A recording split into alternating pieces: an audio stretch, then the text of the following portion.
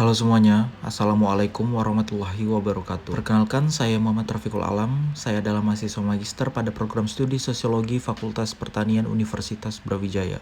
Jadi di sini saya akan mempresentasikan sekaligus menceritakan hasil analisis saya pada tugas mata kuliah Strategi Komunikasi Pembangunan.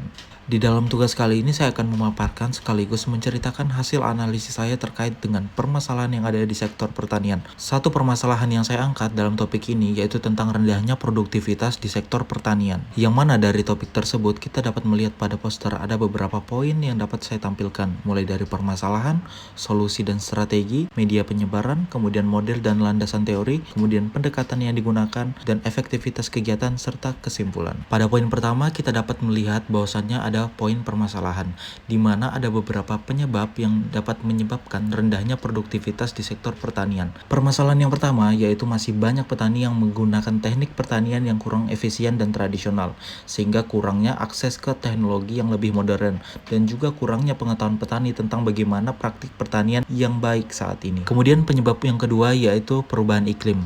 Nah, perubahan iklim ini adalah masalah global yang memiliki dampak yang signifikan terhadap ketahanan pangan dan juga penghidupan petani di seluruh dunia termasuk Indonesia. Rendahnya produktivitas ini juga akibat dari perubahan iklim yang ekstrim, seperti banjir, kekeringan, dan peningkatan suhu yang ekstrim. Permasalahan yang ketiga yaitu kurangnya infrastruktur. Infrastruktur yang memadai seperti irigasi, transportasi, dan fasilitas penyimpanan yang memadai yang menghambat produktivitas dan efisiensi pertanian.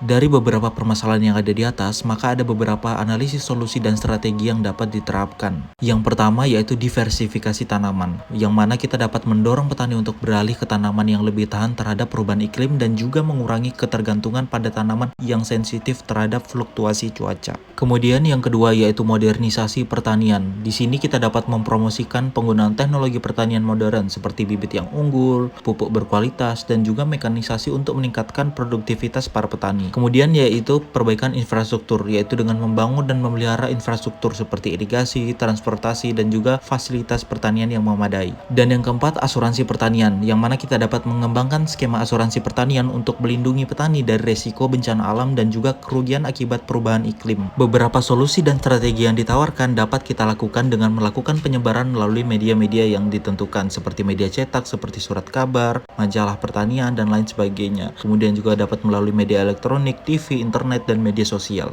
Untuk itu ada beberapa model dan landasan teori yang digunakan, yaitu yang pertama model resiliensi, yang mana menggunakan model ketahanan dalam perencanaan kebijakan untuk meningkatkan kemampuan sistem pertanian dalam menghadapi perubahan iklim dan juga bencana alam. Dan yang kedua yaitu model penyuluhan partisipatif, yaitu dengan melibatkan petani secara aktif dalam proses pengambilan keputusan dan juga penerapan teknologi baru. Kemudian untuk landasan teori yang dapat diterapkan yaitu teori difusi inovasi dan juga teori pembelajaran orang dewasa. Dalam pendekatan yang digunakan, kita dapat menerapkan pendekatan partisipatif, yaitu melibatkan petani dalam proses perencanaan, pelaksanaan, dan evaluasi program pembangunan pertanian. Kemudian untuk efektivitas penilaian pembangunan bergantung pada banyak faktor. Salah satunya ketepatan strategi dan kebijakan yang diterapkan, kemudian alokasi sumber daya yang memadai, kemudian partisipasi aktif dari petani, dan juga koordinasi yang baik antara berbagai pemangku kepentingan. Dan juga yang tidak kalah penting yaitu dengan pemantauan dan evaluasi yang secara teratur diperlukan untuk mengukur kemajuan dan juga menyesuaikan pendekatan. Dari hasil penjelasan di atas, maka kita dapat menarik kesimpulan bahwasannya pembangunan pertanian memang memerlukan pendekatan terintegrasi yang melibatkan modernisasi teknologi, perbaikan infrastruktur, kemudian konservasi sumber daya alam, dan juga pemberdayaan petani, sehingga kemitraan antara petani, organisasi pemerintah, dan sektor swasta sangat penting untuk mencapai ketahanan pangan dan pembangunan pertanian yang berkelanjutan. Dan cukup sekian untuk pemaparan saya tentang strategi komunikasi pembangunan pada permasalahan tentang rendahnya produktivitas sektor pertanian. Terima kasih.